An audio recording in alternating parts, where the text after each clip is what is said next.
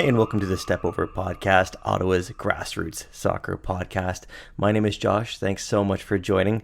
It's been a little while. Have you done something with your hair? I love it. No notes. Keep doing what you're doing. You look fantastic. I've got a great chat lined up today with Basil Phillips, who is the head coach of Algonquin College's women's soccer program, which is returning after a 2-year hiatus. Obviously, in 2020, everything got canceled. In 2021, Algonquin decided to not field a team for that college season.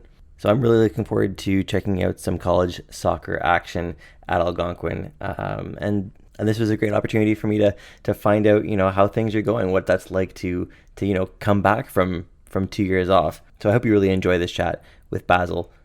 But first, I wanted to touch on, if you've been paying attention to CPL action, you might have noticed Carleton Ravens alum Gaby Bitar scored an absolute banger of a goal in what was a 3-1 loss to Cavalry. But his goal really stood out.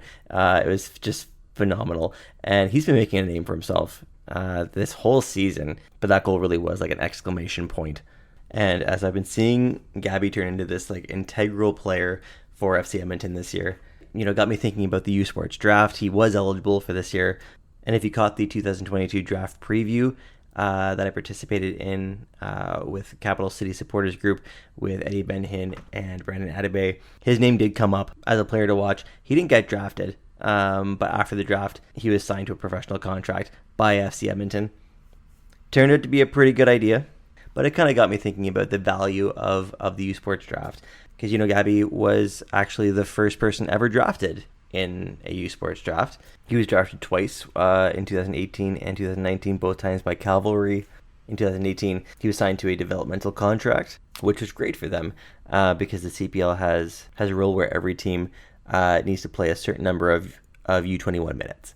And for the 2019 season, I believe Gaby would have been about 20, so his minutes would have gone towards that. And I think that could potentially be the greatest source of value in the USports draft is the developmental minutes. That's the idea behind the U21 rule, is to give players that are developing, kids that are in USports, time in a pro environment, to help them improve. But I do think it needs adjusting because we've seen time and time again players from USports at other similar levels, struggle to make that leap to the CPL.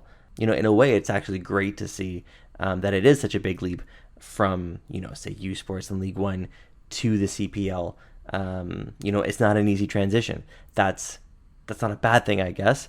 If the CPL has proven anything in a short time, it's a good league.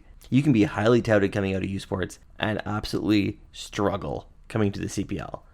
I think there's massive value in the draft, and we have seen some players break through, but I think that there's some tweaking that needs to be done. There's so many players playing USports soccer who are older than 21, and teams, I don't think, are going to look at any of them because I just don't think that there's any point.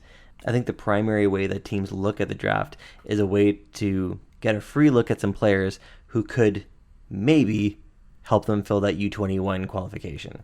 But I think as it stands right now, the rule is kind of robbing a lot of players from USports who might actually have an easier time making that jump from getting a shot in the league.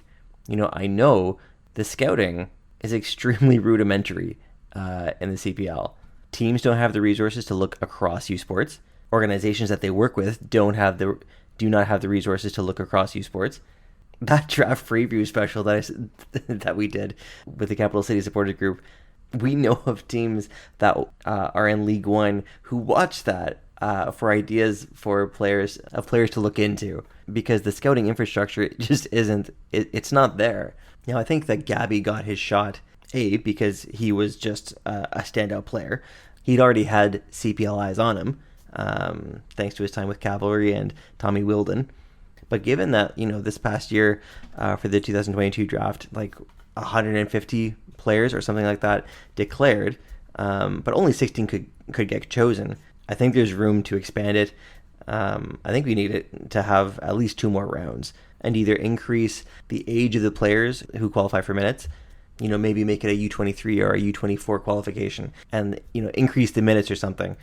Or hell, keep it at U21, but also anyone coming into USports qualifies, no matter the age. Because I guarantee you there are 23, 24-year-old players, 25, 26 even, who just are not getting looks, even though they are absolutely gamers out there in that age range. And some who may actually be able, to make that jump to the CPL maybe a little bit easier just because of their age. And hey, we're about to chat with Basil Phillips, who's coach in the OCAA, which is college in Ontario. Something we do touch on is, hey, maybe we add college players to that, because there are some fantastic college players too. Atletico Ottawa with Zakaria Baou just played college last year and doing okay right now lately. Ottawa's U21 minutes kind of rely on him right now. So I hope he does okay. And with that, I'm not going to waste any more time. Here's my chat with Basil Phillips.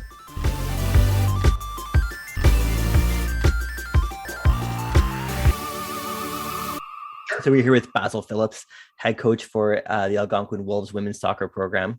Basil, welcome to the show. Thank you very much. So what I ask everyone first when they come on is, how did you first get started with the sport? Like, how did you first get into soccer? Into soccer? Oh, okay. Well, I've been playing since I was a child. So I started youth soccer way back, many years ago, and continued playing all through high school and then into university. When I went to Carleton University, and I played varsity soccer there as well for 5 years. So I've always been involved in the sport. And while I was at Carleton playing, that's when I started to get into coaching a little bit as well. And then the coaching just continued as I've gone on. Okay. So like, what was it about coaching that kind of drew you to that side of things? I like the instruction. I like teaching. I like having people learn. I like having people, improve, get better, and enjoy the sport. I want people to enjoy the sport as I've enjoyed the sport. So, did you have a favorite player or like team when you were growing up? When I was growing up, I would say not so much. There wasn't a lot of football that was being shown on TV at that point in time, right? You got the odd game, you'd see World Cup and things like that. So, you get drawn to players like Pele, Maradona, players like that. But then as it came on, then you got into seeing more teams and things play. So I got drawn to Manchester United. I think probably because it was one of the teams that got shown a lot, but I got drawn to them. So they became my favorite team, and, wearing their jersey right now. But yeah, so that would be my favorite team. And now I don't necessarily follow like a favorite player. Like there's a whole number of players. There's so many players that do different things. So yeah, there's many players that I like at this point. Okay. As a kid, was there like a Manchester United player that you would like pretend to be, or would try to emulate? No, like I said, like as a kid, it was probably more so Pele was probably my favorite growing up. So again, like World Cup and national things were the only things that you would see. So Pele became, sort of the interest that I had in terms of a player. And, I was a forward. I wore number 10. That's been my number the whole time. I was much the same as him. And when Maradona came on, somewhat similar, same number, different country, but also a great player. But yeah, I was always, I think, yeah, as a growing up, it would probably be Pele, the player. Okay. So were you more of an attacking player?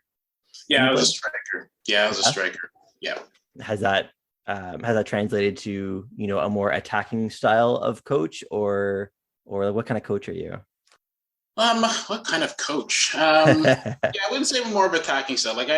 It's one of the things I find as a coach. Like I've always tried to learn the game. I've tried to, study the game, improve myself in the game. So my big philosophy with coaching is I try to coach to the strengths of the players that I have.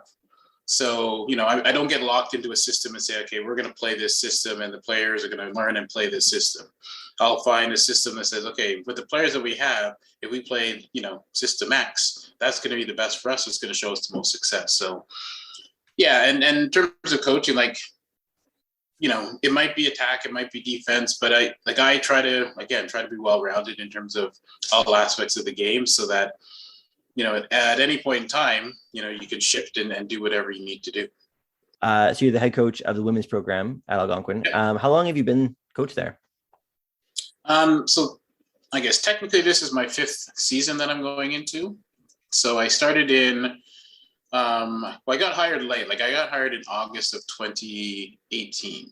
So essentially right before training camp started that year is when I came on. So I just came into a program, didn't know what I was getting, didn't know players, didn't know anything if anybody was returning or anything like that. So I had that season. Had the 2019 season as my 2nd season, and then the 2020 season was the one that was cut short, or not cut short. That was the one that was canceled. So this is my 5th season that I'm entering into. Been in the job since August of 2018, but this is going to be my 3rd season actually on the field. Okay, and like, what drew you to the Algonquin job? Well, it was available, to be frank. Sure. Yeah. No, like I've always aspired to coach at a higher level. So, I was coaching in the city in the women's premier for quite some time.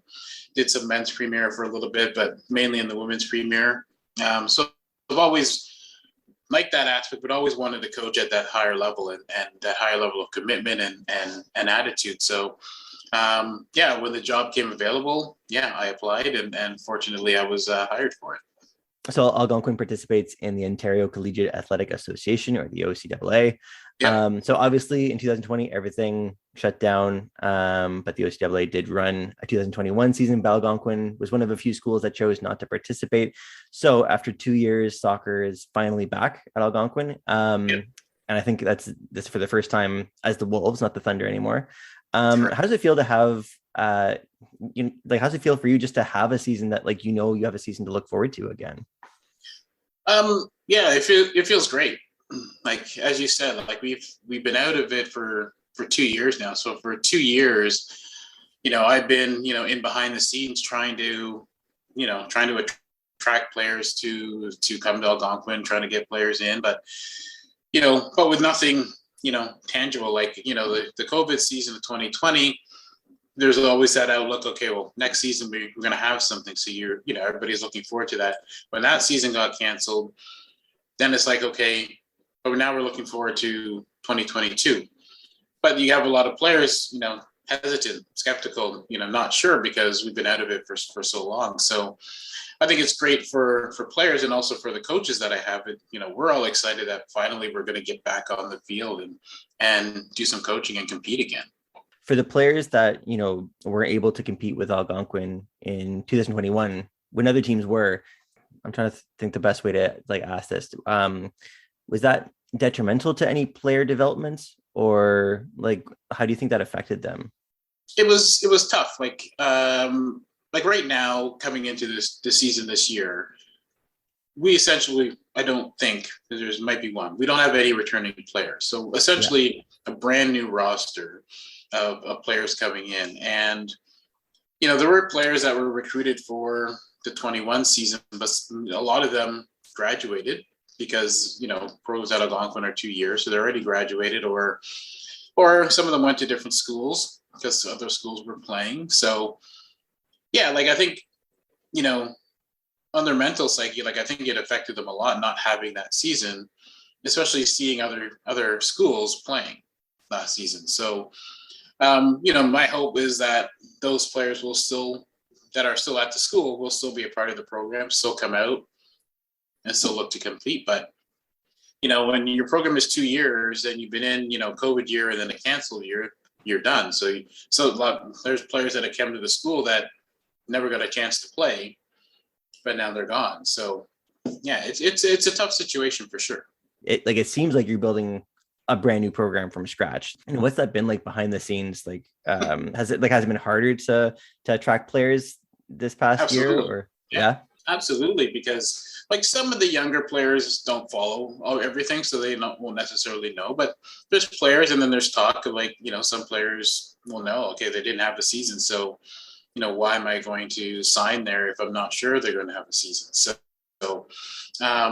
it's been extremely difficult because up until we got confirmed this earlier this year that we were going to have the season that's going to be going forward, for sure, there's still some doubt in people like, okay, are we going to have it? Because, last year when they canceled, it was canceled. We found out in May, that the season was not going to happen, or early June that the season wasn't going to happen. So everybody sort of, is it going to happen again? Not going to happen again. But yeah, like the program has never been in a situation other than when it first it started to be started from scratch. Like every year you usually have at least, a couple of players, handful of players that are going to continue the program, and it runs year to year. But this year, essentially we're looking for, 20 to 25 quality players to start building the program again. So at this point, do you have any players that are like locked into the roster? No. It's yeah, like it's difficult. Like I have players that are interested. I have players that I know that are going to be coming out. But nothing is locked in because we also haven't been able to do much in the way of training over the last 2 years. So having that as an aspect as well also affects, seeing players. So, I get to see some players through, showcases and recruiting, videos and things like that, but never in a closer look at it to look at them to say, okay, how are they going to be as a collegiate player? Right. So, basing it on, it's tough to base your decision on a player on highlights, right? Because anybody can cut a highlight video and make themselves look outstanding, right? So it's a matter of, okay, what else does this player bring? And so you start to, you wonder a little bit, but then you hope that once you get them into camp, then you can actually see. So it's a tough look. Like it's a hesitant look in terms of what we have. And we just don't know what we're going to have until we actually get into training camp in August. Okay. So for people who don't know a lot about the OCAA level, and that 100% includes me. Yeah. What kind of experience do the players have? Like, outside of college, do they play with, mostly local clubs, League One Canada level teams? Like, what level are those players generally at? You'll get a range, I find. I'll say, and it's a bit of a broader range than you will get in university, I'll say. But it's very comparable to the university level, to USports level in terms of players, in terms of where they play. So you'll get everything from League One to local, Premier Leagues to, youth coming up, OPDL, those types of levels. But you also will get players that haven't played for, a couple of years for whatever reason, coming back into the sport. Some players that just play, regional club, not necessarily that upper echelons of their club in terms of level as well. So you'll get a range, and most of those aren't those that are being recruited in. Most of those are the ones that are going to be the walk-ons that have come in, because with recruiting, you're generally looking at those upper level players and trying to compete for those players with every other school, essentially. Again, to help fans who maybe haven't followed the OCAA before, like, who are a few other teams besides Algonquin that maybe you expect to be difficult teams to play this coming season? Yeah, I'd probably be, putting my foot in my mouth if I didn't say everybody. Okay. Fair.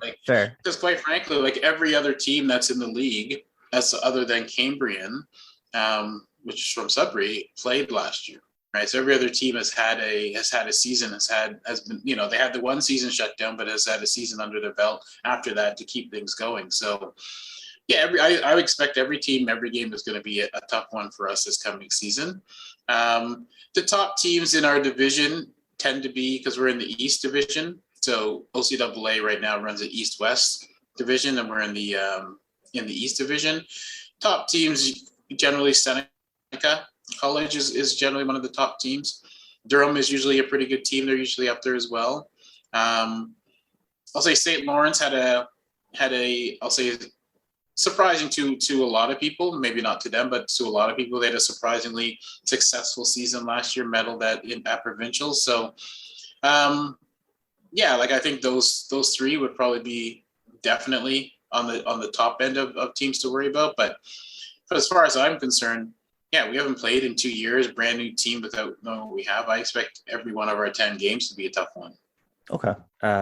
With every other team, coming off a season and you're not, that does seem like, the team's a bit behind the eight ball. So as a coach, do you have any specific goals, like expectations for the Wolves, for 2022? My expectations, I think, don't change. I guess there's my expectations, and then I guess there'll be realistic expectations. My expectations is always going to be, we want to win provincials, we want to go to nationals, win nationals. I think realistically is to make the provincial tournament. That would probably be, I won't say the ultimate goal, but I think that's probably the big goal and realistic goal for us is to make it there.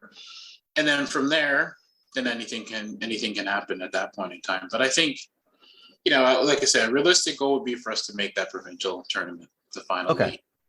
Like what has to happen for you to qualify for that tournament? Like is there a placing?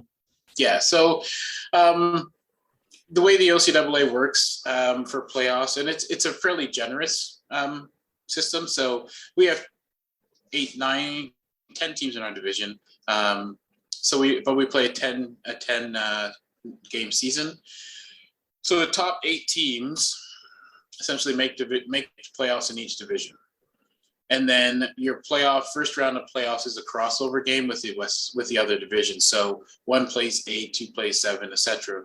East versus West. So if you're in the top half of your division, first top 4, you'll get a home game in the playoffs. You're in the bottom half, then you're on the road for the playoffs. So if you win that game, then those teams that win, those 8 teams that win, go to the provincial tournament, which is being held at Durham this year, because Durham is the host for it.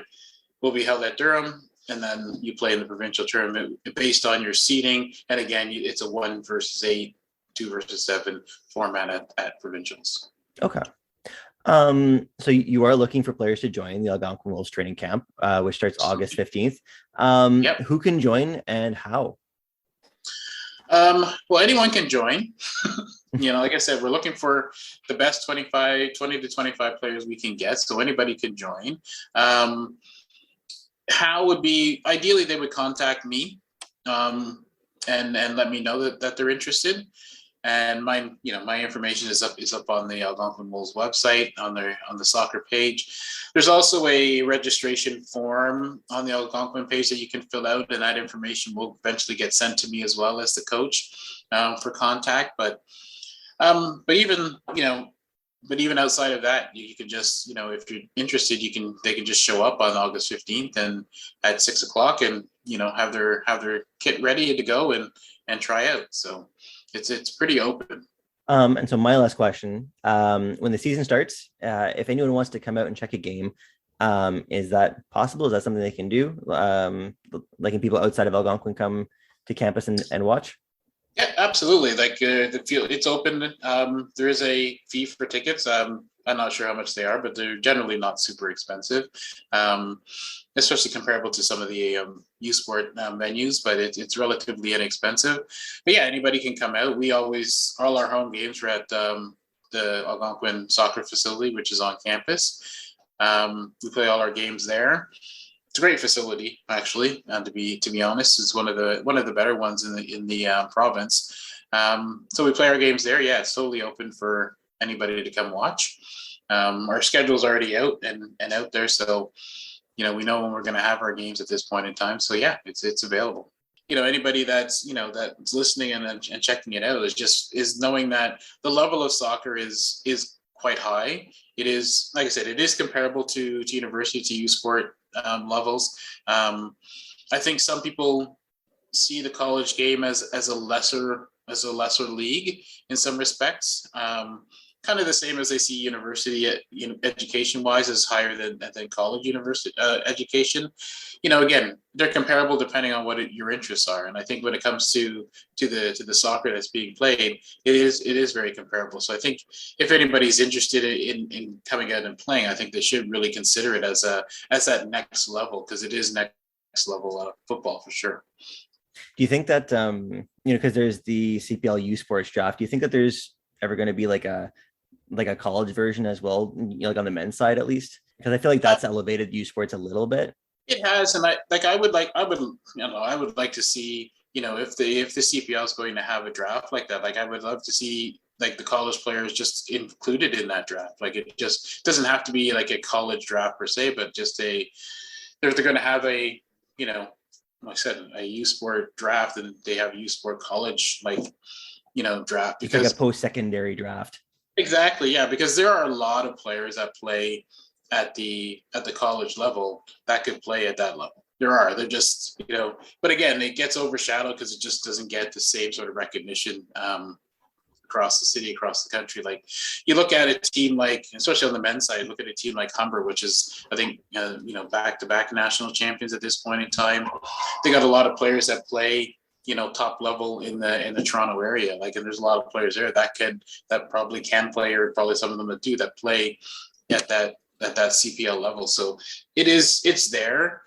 There are players that can be there. It's just a matter of them being identified and taken more seriously, for sure. Well, I mean, even just in Ottawa, like, as one example with Atletico Ottawa, Zakaria Baou played with Champlain, which is, a college in the Quebec version of the OCAA, whatever that's called. Yep. But he's continuing to progress. So just an example of college players being Absolutely. Good enough, really. Yeah, and there's many, and again, like some players will choose their pathway based on how they're going to get identified, right? So they may have an interest education-wise in something that's more suited at the college level, but they'll go to university because they figure that university soccer is going to be better soccer. That's what's going to get me identified, to get me, even next level and beyond that. Whereas they could still play at a top, college program and do well and be identified if those measures are in place. But it's again, it's on everybody in that level to be able to look at everything to say, okay, yeah, these players can do it at this point. Basil, that's all the questions that I have for you. Thanks so much. Thanks for having me. I appreciate it.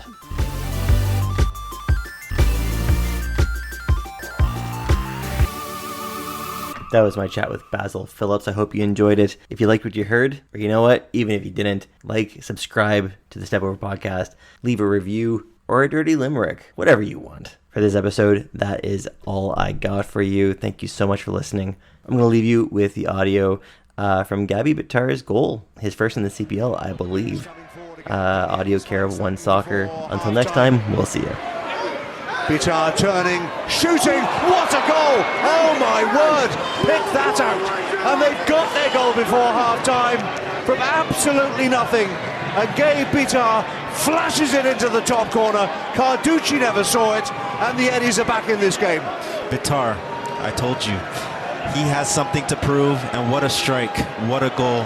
He just picked this team up and put him on his shoulders. What a goal, what a goal. Sorry, Carducci, had no chance.